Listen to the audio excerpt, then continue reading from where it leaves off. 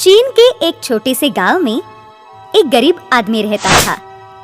उसका नाम था चैंग। वह अनाथ था, लेकिन उसके पास उसके पिताजी ने दी हुई खेती थी। खेती की कमाई से मिले हुए पैसे से कुछ पैसे वह अपने लिए खर्च करता था और कुछ पैसे बचा कर रखता था। चैंग के खेती के बाजू में ही एक निष्फल खेती का टुकड़ा ऐसे ही पड़ा हुआ था कि वह उस खेती को खरीदकर उस जमीन पर कुछ फसल करे और उससे अच्छे से पैसे कमाए। लेकिन वह निष्फल जमीन एक प्रसिद्ध व्यापारी की थी और वो व्यापारी वह लोगों को पैसे देता था और ज्यादा ब्याज लेता था। जो लोग उसे पैसे नहीं दे पाते थे, वह उनसे उनकी जमीन छीन लेता था।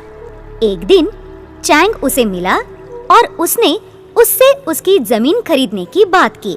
व्यापारी को समझ में आया कि चैंग उसकी जमीन लेना चाहता है, इसलिए उसने उस जमीन की कीमत 4 गुना ज्यादा बोली। लेकिन गरीब चैंग के पास इतने पैसे नहीं थे। अभी तुम्हारे पास जितने पैसे हैं, उतने मुझे दे दो, बाकी पैसे बाद में दे देना।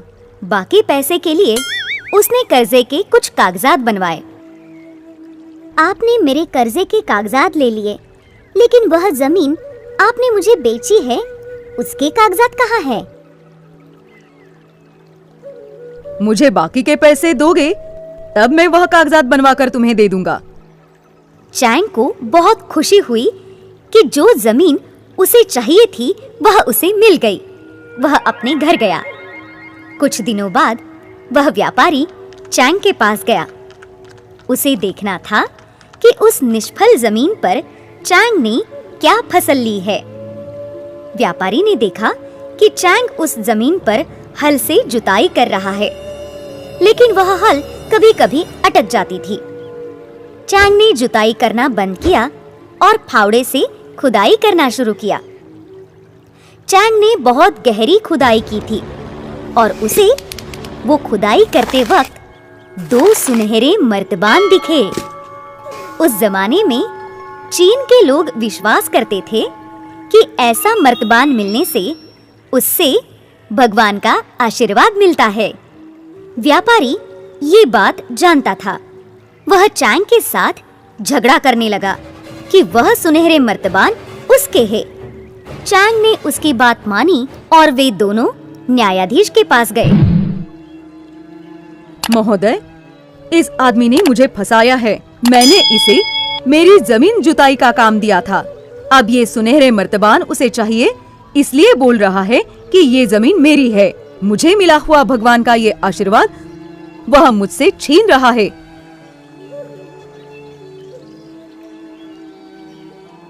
महोदय, ये सब झूठ है।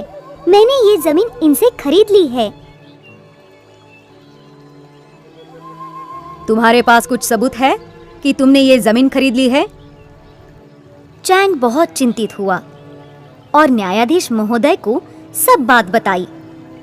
उस तुच्छ व्यापारी का स्वभाव न्यायाधीश महोदय ने जान लिया, लेकिन झूठ मूठ से वह व्यापारी को ही साथ दे रहे हैं ऐसा दिखाकर। देखो चैंग, अप्रत्याशित रूप से व्यापारी को ही भगवान का ये आशीर्वाद मिला है, क्योंकि यह मर्तबान उसके जमीन में मिले हैं, तो ये उसी के ही हो गए। चैंग ने वह सुनहरे मर्तबान बिना कुछ कहे उस व्यापारी को दे दिए। चैंग बहुत दुखी हुआ। मैंने तो ये सुनहरे मर्तबान खो दिए, कम से कम जमीन तो मुझे दे दो।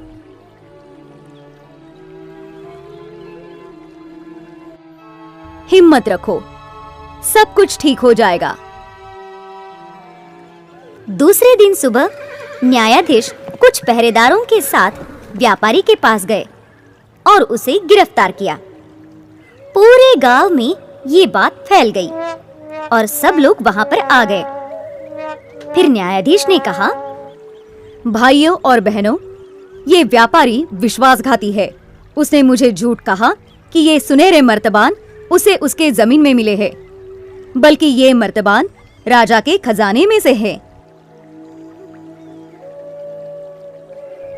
उसने वहां से चुराया और मुझे झूठ कहा कि ये मेरे हैं। इसलिए हम उसे गिरफ्तार कर रहे हैं। इस गुनाह के लिए उसे शिक्षा जरूर मिलेगी।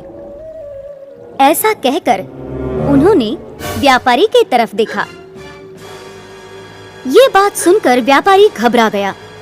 उसकी दिल की धड़कनें बढ़ गई। महोदय, कल मैंने आपसे झूठ कहा था। मुझे कुछ मालूम नहीं। ये जमीन भी मेरी नहीं है। मैंने ये जमीन चैंग को कुछ साल पहले ही बेच दी है। उसने ही राजा के खजाने में से इसे चुराया होगा। आप उसे ही दंड दीजिए। क्या सबूत है तुम्हारे पास? तुरंत उस व्यापारी ने चांग ने उसे दिए हुए कागजात न्यायाधीश महोदय को दिखा दिए। फिर उन्होंने व्यापारी के घर में रखे हुए वे सुनहरे मर्तबान लाकर चैंग को दे दिए। भाइयों और बहनों, ये व्यापारी इस भोले चैंग का फायदा उठाना चाह रहा था, लेकिन मैंने उस पर विश्वास नहीं किया। ये सुनहरे मर्तबान राजा के खजाने में से नहीं हैं।